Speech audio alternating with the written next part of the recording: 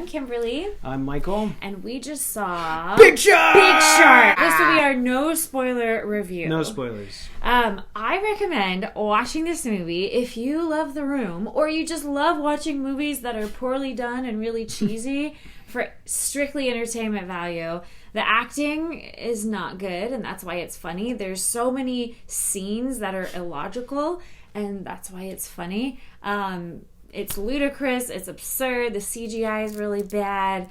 It's like watching The Room in some ways, but without certain things. Yeah, I mean, I keep thinking about it, and I was just every moment of that film. I was sitting there, and I'm like, what in the world am I?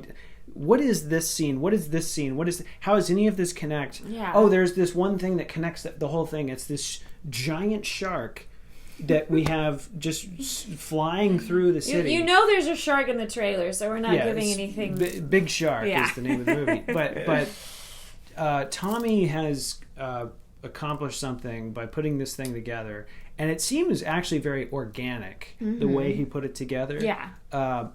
Compared to it's different from The Room. I think he likes this sort of improvisational, with a script that he just wrote 10 minutes prior, right, sort of feel.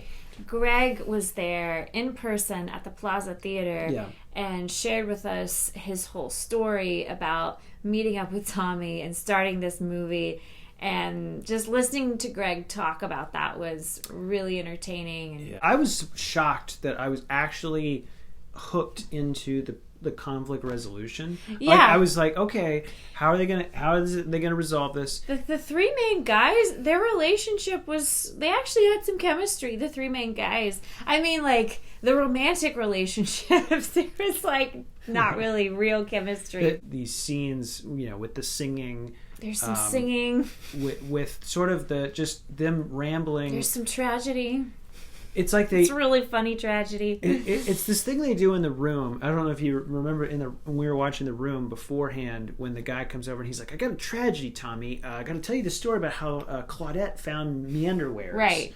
And it's the whole story about how she found his underwear on the couch and then he came and got it real fast. So we're getting a whole story about a scene we just watched, right? Which is this clever device, or at least Tommy thinks it's clever, that he's doing, where we'll see something happen, or we'll hear a character say something, and then the next scene we'll get a whole story about how the character said or did something in the previous scene, and then that will become the next scene, and then we'll have them saying they're going to do something, and then do something else. Doing something else, but then coming back around to doing that thing they said. It's like you go through... It meanders. Yeah, yes. It meanders a lot. And then... It's hilarious. Every moment's hilarious. Yeah. In the meandering. So on a scale of 1 to 10, I would rate the movie, as far as just like whether it's, well made or not, I would say like 2 out of 10. But for entertainment value, I would say 9 out of 10. I was laughing the whole time. The entire audience was just cracking up. And Greg sort of prepared us. He was like, oh, you're in for a real treat with the CGI. Some of the effects, one of the things I noticed, the sound is so strange. Like on some of the effects, you can't hear you can't hear anything. It's just you see this effect happening and it's like silence. But then you hear people talk. You hear Tommy talking. But then you see this effect. You see this like big effect. And Tommy's like, oh man, what are we going to do now, huh? And then they're driving or whatever. And they're always like very nonchalantly just driving, like, all right, man. And the guy who's driving, whenever he's driving the truck, he's always like looking over at them. When he can't just deliver his lines while driving. He has to keep looking. So the audience is like, look at the road. It's in New Orleans, in Chalmette, where apparently Tommy's from. He's from Chalmette. And they're just wandering around drinking and being kind of like, it's almost like Tommy's love letter to New Orleans. Kind of, yeah. So if you liked The Room and you like making fun of The Room, you will have fun making fun of this movie. Yes. So I recommend going to see it live with an audience, especially if Greg is going to be there. him being there live made it a real treat. So it's one of the what would you rate it? 10 out of 10. With The Room, with Greg and Big Shark together, it's just operatic genius.